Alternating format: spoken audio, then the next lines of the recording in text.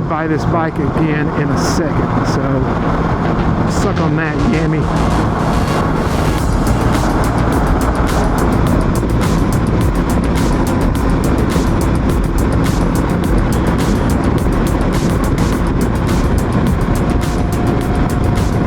How's it going, everyone? Ghost here with another little moto vlog run. I guess I'm on this kick right now, so we'll see what happens. Hopefully it doesn't fizzle out, or if it does, whatever. Back out and about on the old Versys 650. One of the best bikes, if not the best bike that you can get for your money. Especially for this style of bike. I know there's a couple other brands that have some good values for naked bikes that are mid-size, but you know, there's a reason that the Versys 650 has been at the top of the list for a lot of people for a long time. And even in the past few years, you look over at Revzilla and any of their lists and reviews, and they talk about this bike. This is actually the same bike that Ari Hennig has on Revzilla. Same model year and color, I believe. So that's pretty cool. That's a good frame of reference. I guess if you got the same bike as somebody that's a very popular motorcycle enthusiast who hasn't a lot of knowledge, that's a little confirmation that you've picked the right one as well. This is my second bike. I started on a 2013 Honda CBR 250R ABS, which was a fun little bike.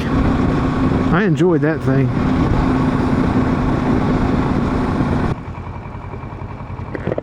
So yeah, this bike, a lot of bang for the buck. If you look at Revzilla's Daily Rider for the 2020-2021 series, since they've reset the board, the first bike they reviewed was the Versys 650 as the Daily Rider, because it's such a good bike. They wanted to put that up as the benchmark. And it held the #1 spot for a long time. And it finished on the podium in the 3rd place. The only two bikes that beat it were substantially more expensive. They are better bikes, absolutely, but they're also a lot more money. #1, and this is as rated by Zach Quartz on Revzilla, was the BMW 1250 GS, and right behind that was the Ducati Multistrada V4. I think maybe a V4S, which would of course be the bike I would get if I won the lottery, but you know, I don't think it's one that I would be seeking out right now. I just think about the cost of ownership for a Ducati, that, you know, when you hit that big service interval, that it's a lot of money compared to the Japanese bikes.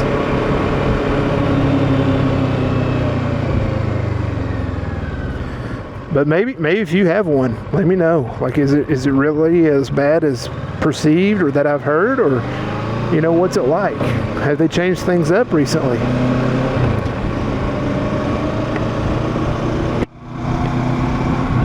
I think if I recall, the service interval for Ducati has actually gotten longer, which would help. Like 9,000 miles between oil changes, stuff like that. So that's certainly helpful. So I went on Cycle Trader, looked around, set up a one of those Cycle Trader alert things, so that anytime a motorcycle gets listed that meets your criteria, it sends you an email. So I got a few emails here and there, and again, I'd put the Versys 650 as something on my radar too, because again, the reviews online were great, the videos, and one popped up that was in Tampa, Florida. Pretty good deal. So I paid for the motorcycle on a Thursday afternoon. I had the bike in my driveway Friday night. That was pretty cool. And it's been a great bike. I mean, awesome commuter. You know, I get about 45, 50 miles per gallon, depending on how I ride. You know, if I have a lot of highway miles that I'm cruising, you know, it's not out of the question to start pushing 60.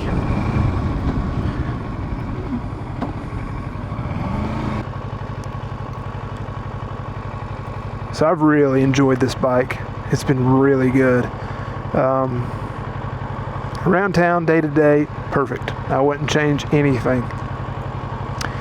Actually, I take that back. I would change one thing about this bike, and that is the one headlight that's on for low beam on the one side to give it that asymmetrical.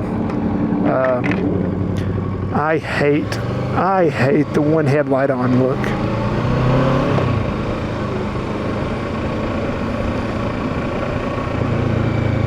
I don't know why manufacturers do that. I don't know if this light will recognize me. Hopefully it will. Yay, it did. Perfect bike all around town, commuting. I bought the bike with the top case. I've added the side cases. I got a tail bag on it, you know, and I do different configurations based upon my needs. But I wish this had a little bit more oomph for the highway. You know, just having a little bit more power so that the ride would be a little bit smoother. This can handle highway speeds perfectly fine. You know, it can get on the highway, do 70, or with the flow of traffic, whatever that speed may be, which I will not say I go above the speed limit for any law enforcement individuals that are watching.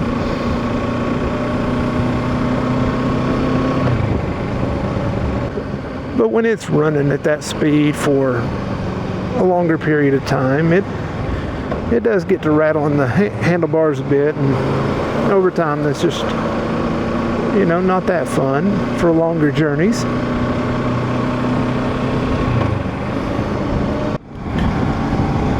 So anyway, I think I've really found that because of the Versys and how much I love this just kind of style and platform, that this sport touring type is definitely what I would want to have for the foreseeable future.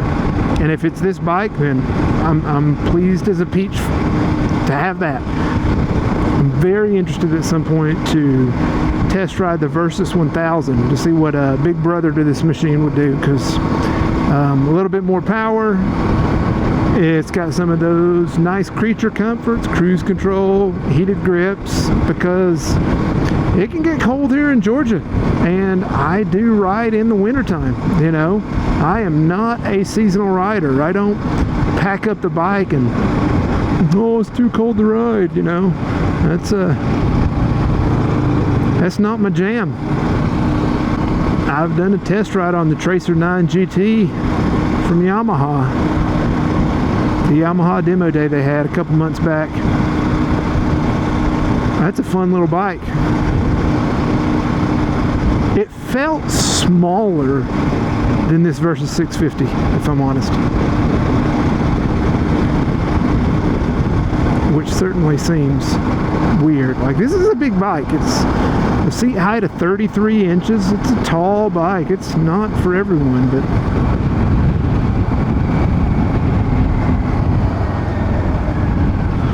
let me get over here. Let's do a little highway test. So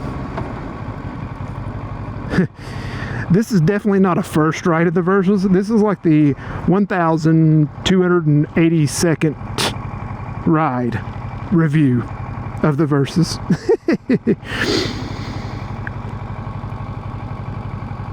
But yeah, let's see how it does on the highway. I'm talking about having a little bit more oomph. Let's just give it a run on the interstate. But yeah, this bike is cool. I like it. I like the white color. Then of course with the black of the frame and everything, and then the red accents they got. You know, I'm not a fan of green as a motorcycle color, honestly. Sorry, Kawasaki, I'm just not. I'm not going to buy a green Kawasaki. You know, if that's your color, and oh, green's a great color, good for you. You know, have your opinion and enjoy that. I don't want a green motorcycle. And I feel like with the Ghost moniker that I have now, it's got to be like white or black or gray or something like that. Not green. You know, Slimer's the only Ghost that can be green, right? That'd be a trademark infringement. So here we go.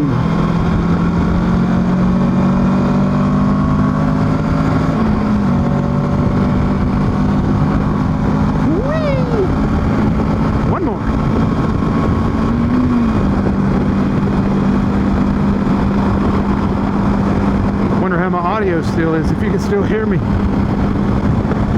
So see, it can do this speed just fine. I'm going to get over and let this car pass and back it down a little bit, because I don't need to run that. Oh, what do we got over here? Another.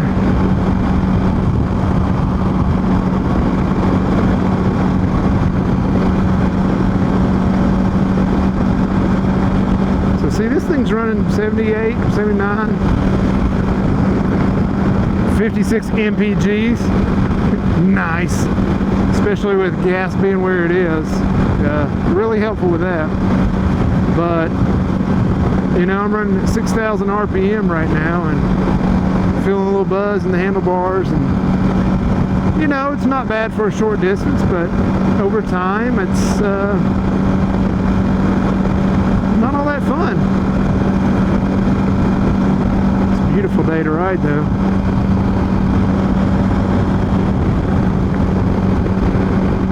Hot summer day in Georgia.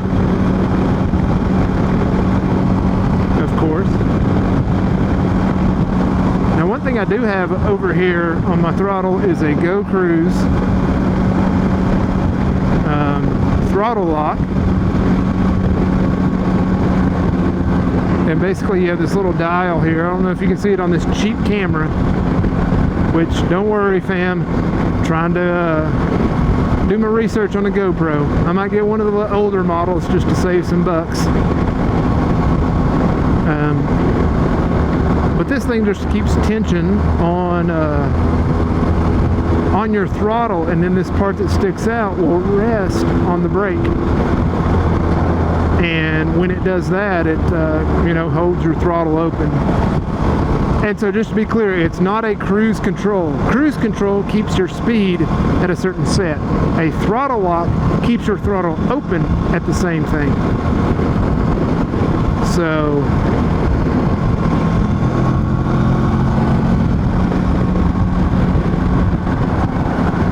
this will lock my throttle in a certain position, which means that my speed will change if I go uphill or downhill, so I have to be mindful of that.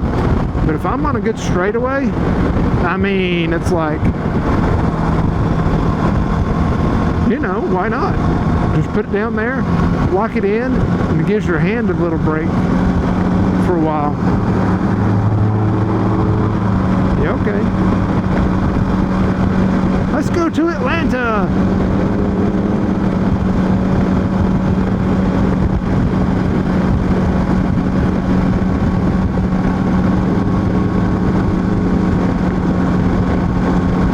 Oh, I forgot. Technically, I could do the Peach Pass lane. I got a Peach Pass thing on my bike.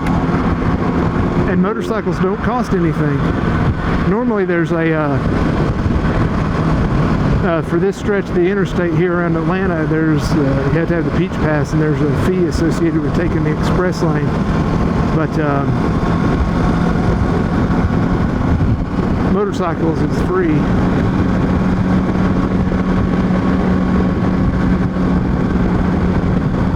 But even though it's free for motorcycles, you still have to have like the little sensor thing so that those sensors over there can count it for you. Uh-oh.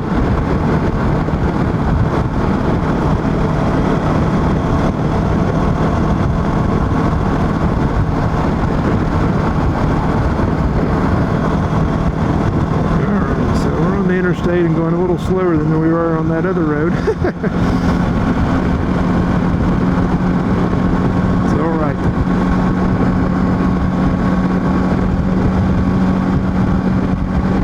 The seat on the Versys, very comfortable.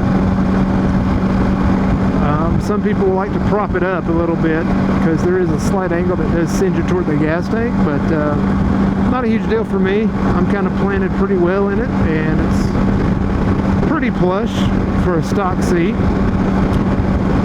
But even still, after an hour or so riding, I like to get off and give my butt a little break. Yeah, maybe some final thoughts on the Versys here. I mean, awesome bike. I really enjoy it.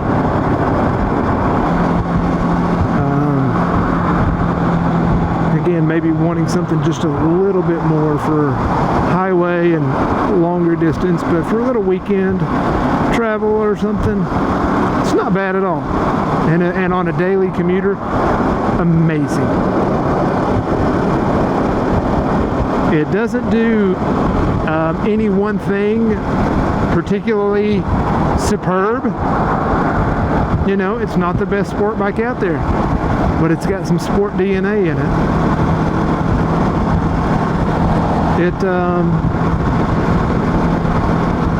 You know, it's not an off-road vehicle, but you could put some knobby tires on it and do a little off-roading, basic off-roading if you wanted to. It's got good ground clearance. Comfortable seat for touring. You know, not as comfy as the big comfy that the previous owner wanted, but it's good. All around great bike, especially for the money. And I'd buy this bike again in a second, so suck on that, Yami.